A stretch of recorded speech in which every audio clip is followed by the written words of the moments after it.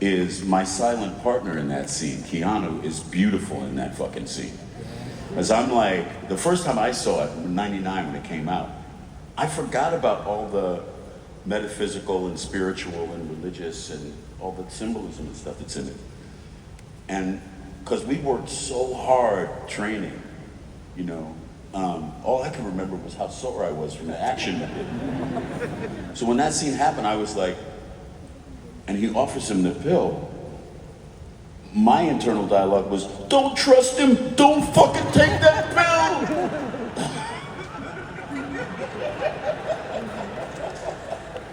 It's a different movie.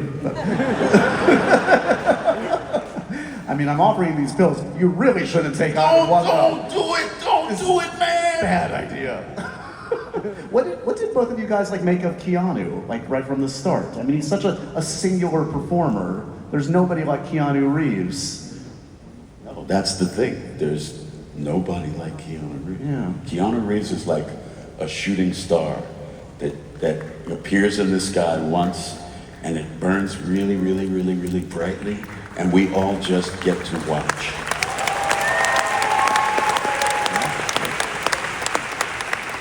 So you were alluding to this earlier, Joe, like stepping onto the sets. Again, that probably gives you a sense of like, okay, now I kind of get it. Now I'm in this other world. How much did the sets, the costumes, the accoutrements kind of like get you in the zone to play Cypher?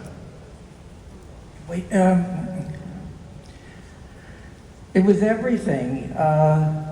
But it was just a sinking feeling when I walked onto that set, like, oh my God, what did I do over in the Matrix? If I could have only seen this place first, I see, yeah. it would have, you know, made major adjustments. But yeah, I'm always, you know, I'm an external actor. I work from the shoes up. Yep. And that kind of defines the internal workings. And then I'm always trying to look at the connection of me inside the character. And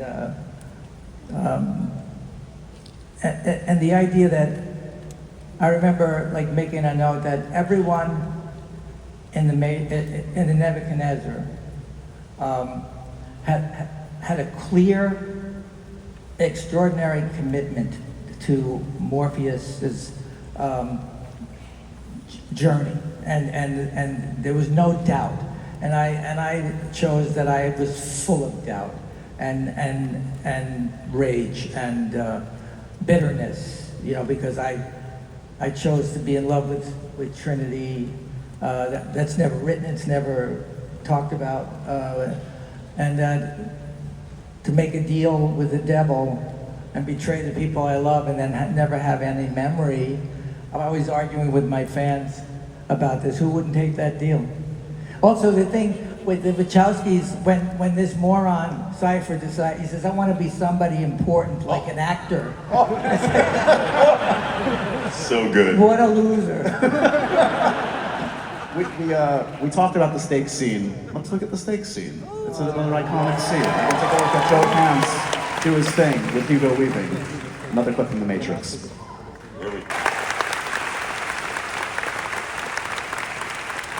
Also, again, you're talking about a screen partner, you know, having Keanu in that, having Hugo, the contrast, again, this measured, very specific delivery, which, again, such a choice, like, and pays off, but like, you know, you're actors, you know when you're out on a limb, he was going for it, he was doing a thing. What did you make of it? Do you have any recollection of like seeing Hugo do that cadence, the way he was speaking, and what you made of it at the time? Yeah, because he's nothing like that, you know, and so I got to know Hugo as Hugo, you know, during all the rehearsals and hanging out, and we've shot in Sydney in his hometown, and then this guy shows up. Same thing with Lawrence, you know, it's like Lawrence's characterization is so specific and regal, and you know, I was just putting on a leather jacket and talking like Joey Pants. I don't know about that. Well, let's talk about the leather jacket and the looks for both of you. Did you have any say, like, was the goatee like your choice, the facial hair, or did the Wachowskis have very specific I would imagine they had specific ideas on wardrobe, but like, was there any exchange on either of your looks in the film? Yeah. I mean, Kim Barrett did an incredible job. I mean, all the silhouettes she had, they had designed, and they're gorgeous. I was looking at the storyboards that they had for us, and in the storyboards, Morpheus's mask, I call it, the glasses were on, and the guy was making them, he handed me the glasses, and they had stems on them. And I went, those aren't the glasses. And he was like, what do you mean? I was like, look at the storyboard. There's no stems on those glasses. And he's like, oh, how are we gonna keep them on your face? I was like, it's not my problem, son. Not my department, sorry. That's why they look like that. Do you have any of the glasses? Do you have any of the I ones? have one pair of the original glasses, and I gave one pair away to a young boy who was suffering with cancer, who was about 11 years old or something, way back then, and he wanted to meet me. It was a Make-A-Wish thing. I gave him those glasses. And for you, Joe, any recollection of arriving at Cypher's look, wardrobe, facial hair? Was there a give and take, or? They really wanted this thing here. And Soul patch. but I forgot, and I shaved it off, and when I showed up, they said, where's? So we started out with a piece, and then we let it grow out. The boots, I was over at their office, and I had these cowboy boots that were made at somewhere in Brentwood, and they said, oh, those boots.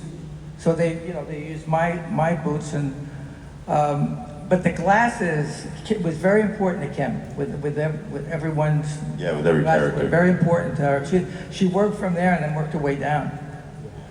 Was there any talk loosely on that film? Again, you're kind of like $50 million production out in the middle of nowhere, which Housegeeks had no real resume to speak of.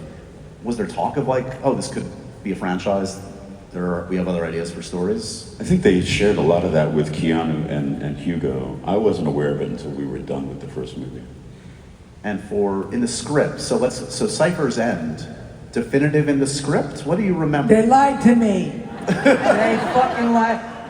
Let's get to the good stuff. I made the mistake of telling them the fugitive story when I convinced Andy Davis not to kill me. Right. And then and Harrison was saying, it's great when you get killed, they'll feel sorry for you. And I said, what if there's a sequel? And Harrison smiled. He said, there's not going to be a sequel because I won't do this piece of shit again. And I said, famously, well, fuck you. We'll just chase some other $20 million asshole through the woods. And then Harrison, came out. He said, you're doing it. So I told that to the Wachowskis. So then I was talking to Lily on the phone, and I said, hey, you can't kill me, right? You're not going to kill me. And Lily said, hey, Lana, he doesn't want us to kill him. And I heard Lana off camera, knowing that I could hear this, and she said, well, just lie to him and we'll kill him later.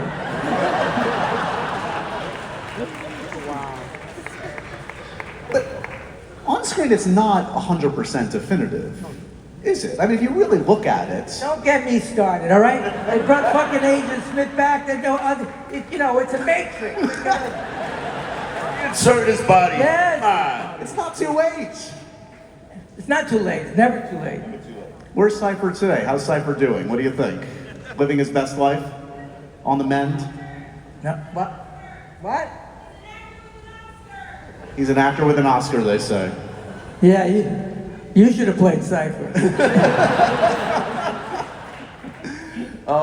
You mentioned the training, Lawrence. I mean, the epic fights, the epic kung fu sequence, like with Keanu. I know a lot of work, needless to say, went into that. Give me a little sense of what it was like to shoot that, what went into it, and I'm also curious about like the now iconic, beckoning move. That's in the script. That's in the choreography from the start, or what? No.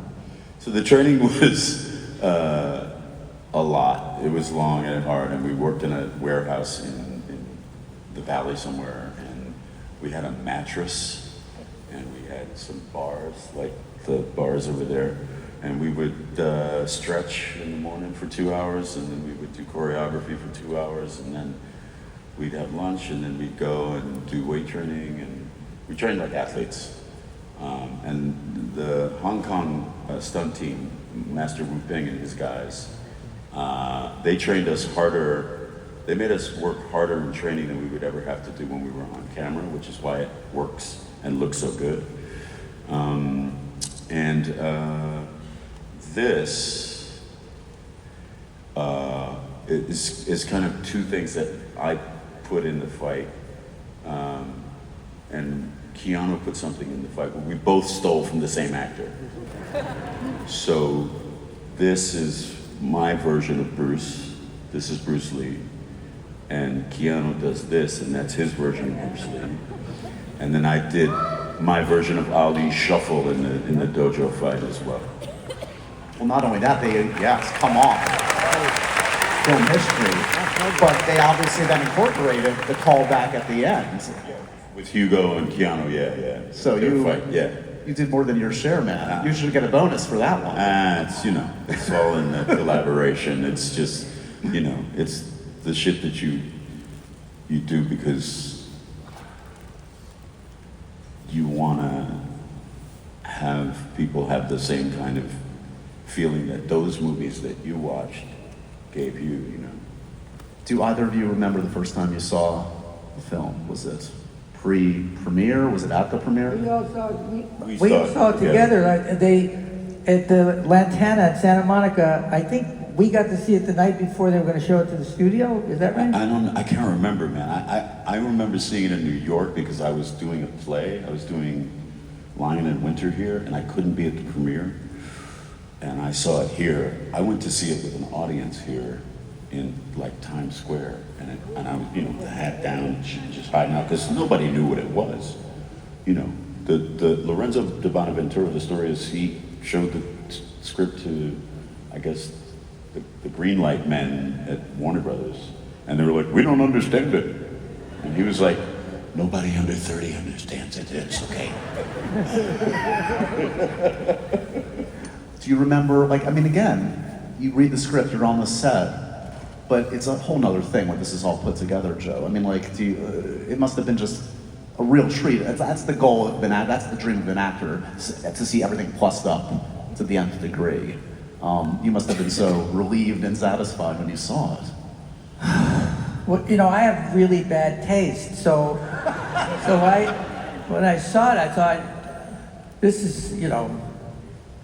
is what they were talking about. This is wonderful, but mentioning Lorenzo and all of these young executives that really put their asses on the line. If this movie, a lot of great movies that don't open, if this movie opens and people don't show up, there's all of those careers that are going bye-bye, and so it really needed to have a happy ending. It needed to open, and and so when it did, I was incredibly relieved for all of these pioneers, executives like that. Nobody's doing that anymore. Everybody's so frightened. They want to go with the safe and the easy and the. So that was a big gamble, even with the heads of the studio at that time. And the fact that they shot it in Australia really creatively kept those voices at bay. No, it's so true. We don't get new Matrixes, as it were, original stories, unless someone takes a bit of a gamble, and Hollywood has gotten so safe, and it's scary to think about, going forward, where's the next Wachowskis, unless someone takes a shot. And it happens, it just happens less than ever. Generally, once every 25 years. Yeah. So, I alluded to, the fandom at the start. What do fans bring up when they see you and they want to talk about The Matrix? Do you get a quote? Do you get a conversation? You must have had innumerable fan encounters over the years. Do any stick out for you? I always get red pill or blue pill. Like that's, people think that's, they think they're saying hello to me when they say that. I realize that's what that means from them. And I'm kind of like, well, it's always a purple pill day, isn't it? It is.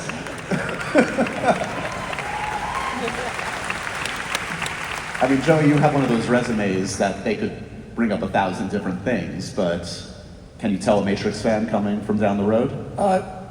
This weekend, I've gotten maybe a half a dozen friends that have come up and admitted that they would have taken the blue pill. Yeah, you were right. You were right. Have you guys seen, you must have seen fan art over the years too of your there's some really amazing tattoos, the whole thing. Amazing fan art, man. It's been amazing. I mean, that was, remember the tattoo that we saw? That someone has? You guys saw a tattoo the other day, you're saying? It was not, no, it was back then, I think it was after we did the first movie. But someone showed us a photograph of someone who had me and Carrie Ann and Keanu tattooed on themselves, which was like really kind of mind-blowing for me, you know. As somebody who doesn't have ink, I was like, wow, that's okay, you know. Is there an actor or character that if you had to tattoo on your body, you would do? I'm forcing you at gunpoint. Joey, Lawrence, you have to get this tattoo. Who would it be? You have to shoot.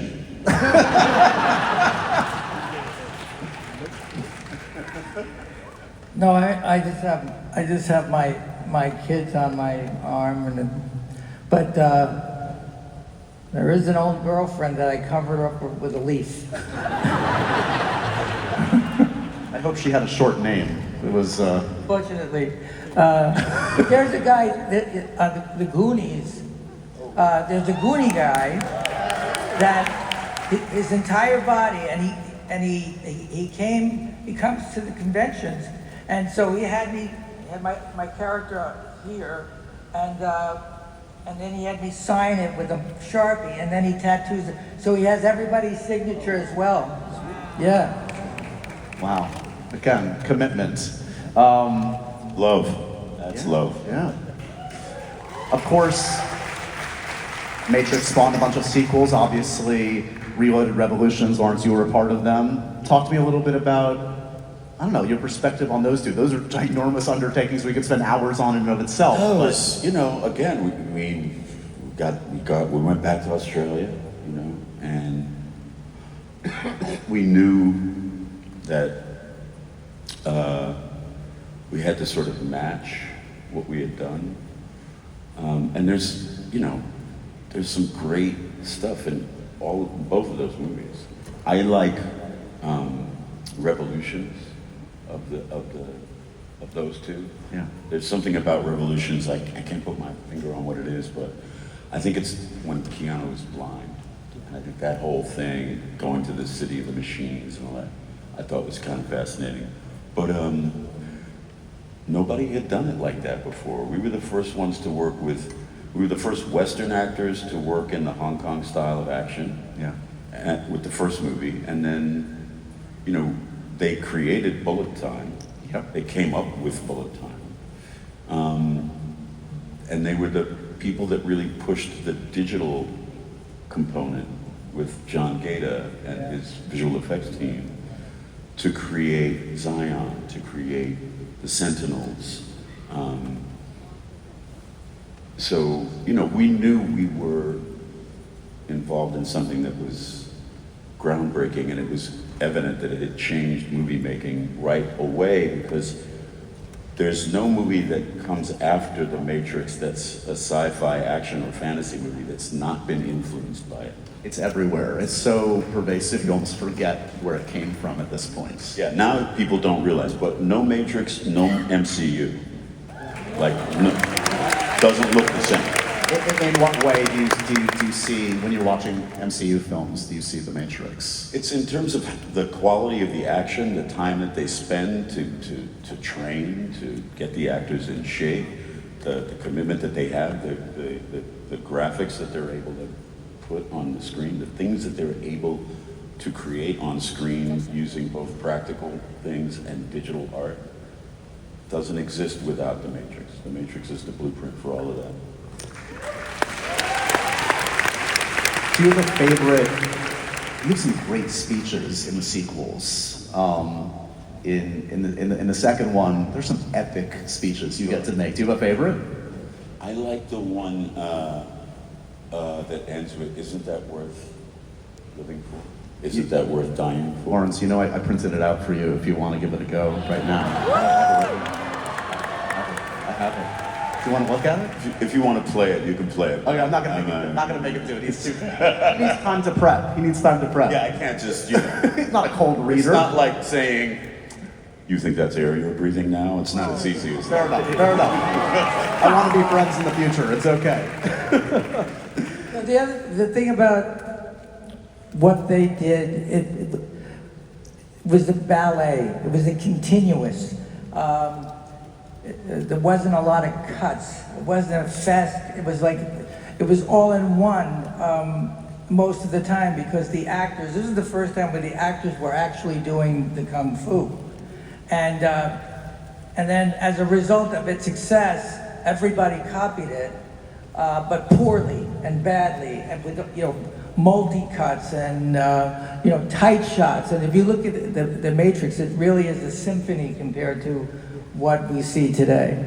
Yeah, I mean, the sheer amount of time that went into all these facets, the training you guys did, it's like, there's no shortcut to that. It's not the same. No, there isn't. So we did the dojo fight. We trained for 6 months before we got to Australia. We got to Australia. We continued practicing the fight for at least 4 months before we shot it. And then we shot it over like 3 days. And we had never done it full out. Like, we had always marked it. We had never really used all of our physical energy to do it. So we shot it, I think it was on a Friday, the first time we took a shot at it. And by the end of however many takes that we did, both Keanu and I were black and blue. We were bruised on our forearms, because we had never made contact like that before. So that's how committed we all were to doing this thing, because we knew that they had a vision, and they communicated with us very well that what they were trying to do was something that nobody had seen before. Also, just like on a basic fun level, no one has ever like looked cooler in a film, Lawrence, than you as Morpheus. Like, I mean, you acknowledge that, like that silhouette, as you say, the way they photograph you, it's instantly iconic. Well, thank you. I mean, I have to say that Omar Sharif and Peter O'Toole look cooler than I did. So. It's good company to be in, at least. Look, the film was a phenomenon, obviously. We're still talking about it to this day. The box office was huge. It was actually, you know, for its time, for a film of that, it won 4 Oscars. They were all technical Oscars. Do you feel like it got its due? I feel like if it came out today, actually, there's a little bit, at least, awards-wise, more acceptance, at least a little bit. I don't think so, because it's science fiction fantasy, and nobody was taking science fiction fantasy seriously in that way, in terms of performance, in terms of story, in terms of, because it's fantasy, right? So it's escapism. It's really honestly crazy is how relevant it is now with, you know, our real world and our virtual world, and our real lives and our virtual lives. That's what's trippy, that it really does speak to all of that. Yeah, I literally just did a panel with James McAvoy and Elliot Page here like an hour and a half ago, and I asked Elliot about like films that influenced him growing up, and it was Matrix, because it was cool and it was actually about real, like, deep ideas. Yeah. And that's what some people forget. It's like, That's sure, right. it's the coolest movie ever made, Right. but it's heady stuff It that is. you can like do a PhD dissertation on. Yeah, but you don't have to. You don't have to be involved in all that stuff. You can enjoy the fantasy of it without really deep diving into the deep stuff. You see it at 12, it blows your mind, then you return to it 10 years later, and you're like, oh, let me dig into the deep stuff. Yeah. So your relationship with Resurrections, obviously, I think some of us, fair to say, we were bummed we didn't get to see you back Yeah, thank you. in Resurrections. Was there, I mean, did you reach out? Did they reach out? Was there I conversation? reached out, and it just didn't, you know, it didn't pan out. And, you know, I said thank you very much, and Lana said thank you very much, I'll think about it, and that was that.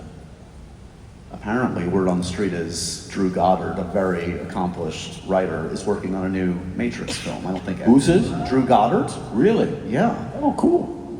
You have his number?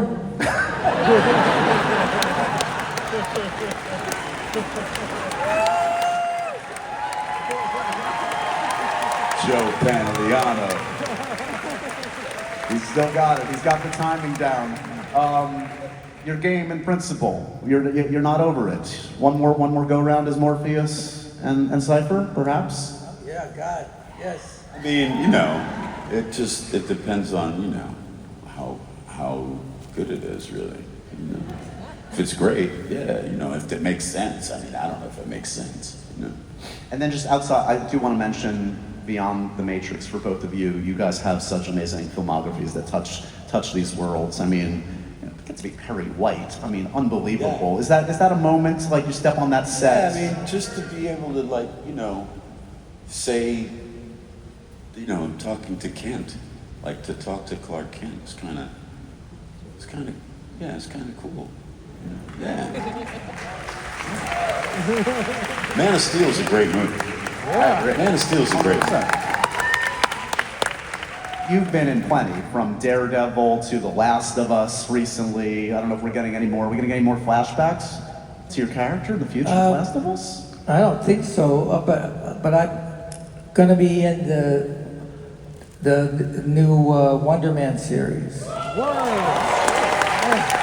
Those MCU veterans now. Yeah, that was just officially announced, that with the release date, perhaps. So a good experience there. Yahya Abdul-Mateen. Oh yeah, I mean, you know, and Sir Ben Kingsley. Come on. Just to hear him say my name, Joe Pantoliano. Did Sir Ben ever call you Joey Pants, or no? No, he never did. Is there a level of familiarity that He called me Lord Trousers. That's like the ultimate friendship level. There's Joey Pants and there's At my Lord age, Trousers. it's like Joe. I can't be Joey. I'm 74, so it's Joseph Trousers. Oh my God. I don't know how you got work done. So good. We're gonna see you in The Witcher. You keep adding to the genre resume too. Yeah, I got this offer to be in The Witcher with Liam Hemsworth. And I'm playing this character named Regis, who's a vampire, which is very interesting. First vampire on the resume? Yeah, first bloodsucker, dude. Yeah, It's going to be great. It's going to drop on Halloween, so. Amazing. Yeah. Is there any franchise you said? I mean, you know, you earned the love of this crowd. You already had it, but at the start when you're mentioning Star Trek, Star Wars, everything, you're into all of it. Let's manifest something for you, Lawrence. There's still plenty of road to go. What do you need? What do you want? I know that they're talking about the X-Men now. What do you want? So what do you want? At this point, I want one of two things. The first thing would be, what do you think about Lawrence Fishburne as Professor X?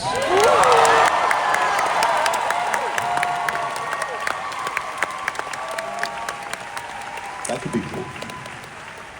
Approved. Greenlit. That could be cool. And then, I don't know, I'm gonna let you guys decide. I can't figure it out. Star Wars? At this point? Star Wars? No, I'm good. I'm watching everything. Do you watch it all? I'm watching every Star Wars. I'm in the middle of, what's it, Rebels now? Yeah. The anime? I'm in the middle of Rebels now, man. I'm good on the couch with Star Wars. I don't need a lightsaber. I don't, pew pew. I don't need it. I enjoy it, but I don't need it. And then I think really, honestly, it's whatever event. Like people always ask me, what's your favorite thing you've ever done? And I'm always like, the next one. Whatever the next thing is. So it's been 25 years since The Matrix, and maybe some freak out there has got a strange movie they want to do, and nobody knows if it'll work. I'm your guy.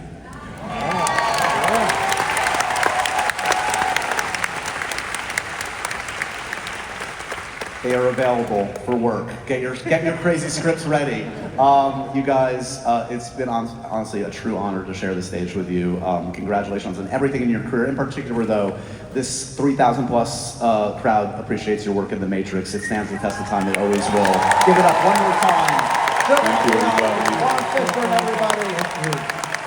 And we're gonna do a quick photo facing this way, guys. Stand up, guys. We're gonna do a quick photo.